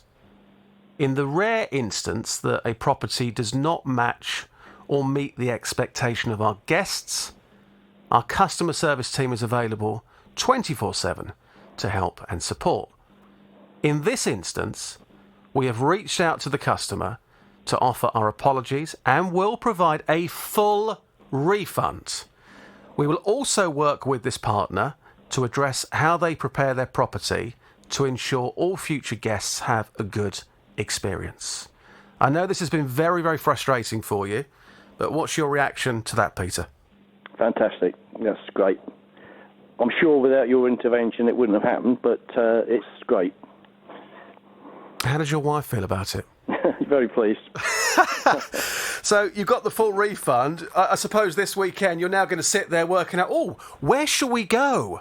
Because we've already actually booked somewhere. Have you really? But this will pay for it, or pay towards it anyway. So which part of the country are you going to? We're going to Liverpool next because I'm a Liverpool supporter, but we're going there just to go around the museums and around the dockside and so on. Peter, I'm now going to hold you to account if you don't mind. You say that you are a Liverpool fan, but you live in Bedford. Yeah, well, I've been a Liverpool fan since I was at school, and it's just one of those things, happens. Once you get a team, you don't leave them, do you? Yeah, but Peter, your local team is Luton Town, the greatest team on this planet. You should support Luton Town. I actually went to the Little Woods Cup final and watched Luton beat Arsenal. You know what? But you can have two teams, a local and no! You cannot have two football teams, Peter. You can't. Well, sorry, but I'll disagree on that one, Justin. I was there in 1988 for the Littlewoods Cup final. I was there as a 7-year-old boy. I was sat in the front row, and when Luton Town won the cup, Danny Wilson, the captain, came round with the cup, and he held the cup up to the fence. Those days, of course, fencing at football. And I put my hand through the fence, and I touched the cup on that very special day. We were further back than that. We never got a chance to do that, but I do remember it all. Steve Foster and all the rest of it, And absolutely amazing memories. Have a great trip to Liverpool. It's a terrific place. Make sure you go to the Beatles Museum, which was absolutely brilliant in my experience. So Beverly has lived in her council property home for 43 years. It's near a pub and some local shops, so on a regular basis she has people passing by. She's on a corner, and for 2 years the fence panels at the side of her property had fallen down. The posts are all broken, they're rotten, the gate doesn't shut, that's just hanging on two hinges. It is an absolute mess. That was in 2019, so I left it, and then we obviously were hit by the coronavirus the next year. So this carried on and on and on. I thought, well, this is just getting ridiculous. And I rang again and I said to them, look, I've got people in my garden continuously, nearly every day. I've got men walking in and urinating next to my rose bush. It's horrendous. And one day I went out to ask this man to move out of my garden, and I got verbal abuse. He said to me, I haven't finished. I was so upset. I rang the council again and I told them this, and the lady sounded really sympathetic, and I thought, oh, that's brilliant. She's going to actually get something done now. That was about 5 months ago. Absolutely nothing. Obviously very unpleasant for Beverly, her local authority. We got in touch with them. What did they have to say about the delay? And when will this fence finally be repaired? Well, I'm delighted to say that Beverly is back on the JVS show right now. Hi, Beverly. Hello, Justin. Hello. Well, the tone of your voice is already a very, very good start. So you've been waiting 2 years for this. And You know, we shouldn't laugh about this because it's disgusting, but you've actually walked out of your front door and you've seen men there with their private parts clearly on display, weeing next to your property, which is horrible. You've had enough, Beverly, haven't you? You've had enough. Absolutely, yeah. So, a 2-year delay. We went off and spoke to said organisation, and they said to us they were going to put this right. We spoke to you earlier in the week, and what they said to us was that by the end of this week, they would have a date for you as to when the fence will finally be repaired. Beverly, you're back on the show. Have you got that date? They are actually working right now. You're joking? No, I got a call this morning just before 10 o'clock. I think it's about 9:50 to say we're on our way and we'll be there within half an hour. And they're out there now. All the old fencing's gone. The new fencing's not up yet, so I haven't actually seen what it looks like, but I've been told that it's a nice fencing. Right. I'm actually in a state of shock. I don't know, I want to cry, I think, actually. I just feel so, oh my gosh, so relieved. It's just amazing what you've done. I just can't thank you enough. Well, sometimes all we do is we go away and we say, look, put yourself in this person's shoes. How do you think you might feel in that situation? You're somebody who lives alone. What was going on clearly wasn't acceptable. It was just a case of finding the right person that could authorise this job. I must admit, I'm slightly shocked, Beverly. I honestly didn't expect you to say that. I thought you were going to say to me, I was booked in for next Tuesday, because that was the initial impression they're giving me on the phone. But obviously, they want this done as quickly as possible. That's amazing. Absolutely amazing. Well, I was originally told by the people that they would be coming Monday or Tuesday of next week, and they said they'd ring me in advance and let me know, which day they were coming. And then I got the text this morning to say that they were actually on their way. Are you on your mobile phone at the moment, Beverly? Are you on your mobile phone? I am. So is there any way that you could just pop out the front door and give us a little running commentary of what you can see? I can. Shut the door, because the dog will run.